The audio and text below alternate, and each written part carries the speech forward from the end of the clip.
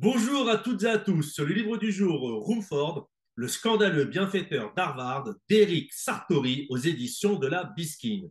Rumford, ou devrais-je dire le comte Rumford, fut très connu et même honoré de son vivant. Aujourd'hui, il est méconnu et quelque peu tombé dans les oubliettes. Effectivement, qui connaît encore Benjamin Thompson? Peu de monde à dire vrai. Et cette biographie permet de découvrir un personnage fascinant, intrigant, aux multiples facettes. Scientifique, homme politique, militaire, espion, mercenaire. Comme vous vous en doutez, il connut une vie mouvementée et riche en péripéties. Lire sa vie vous emmènera de la guerre d'indépendance américaine, au cours de laquelle il reste fidèle à la couronne d'Angleterre, jusqu'aux guerres de la Révolution. Par la suite, il rencontra même le consul de l'empereur et fréquentera les plus grands scientifiques de la cour impériale.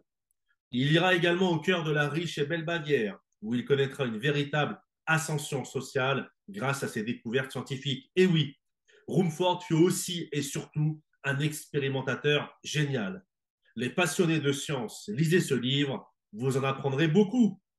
Rumford travaille constamment et il développe une nouvelle conception de cheminée, de chauffage central à vapeur, de cafetière. Il met même en place les cuisinières modernes.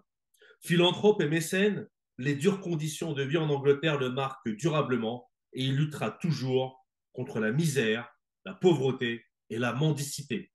En Angleterre, il avait été choqué de voir une femme être tuée par la justice parce que celle-ci avait volé un bout d'étoffe, peut-être pour se protéger ou pour le revendre afin d'échanger cette, ce petit larcin contre de la nourriture. Donc Rumford aura sans cesse en tête d'aider les pauvres et les plus démunis. Je pense que c'est important de le préciser. Il fut un très grand philanthrope. À ce sujet, à Munich, il créa le jardin anglais, grand parc public au cœur de la ville, dont s'inspireront de nombreuses villes par la suite. Il mit également en place des soupes populaires, toujours son souci d'aider les plus faibles. Il travaille également en tant que scientifique sur la théorie moderne de la chaleur et devient également, comme son titre l'indique, un des plus grands bienfaiteurs d'Harvard. Sa vie publique ne fut pas de tout repos, il en est de même de sa vie familiale, comme nous le raconte avec talent Eric Sartori. Voici ce qu'avait dit un de ses biographes lorsqu'il avait composé une biographie sur Rumford.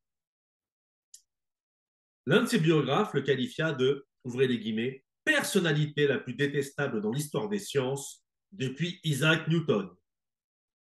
Fin de citation. Et Sartori rajoute, belle référence tout de même. Donc c'est une bonne biographie historique et scientifique que je vous recommande. Lisez-la, vous ne le regretterez pas.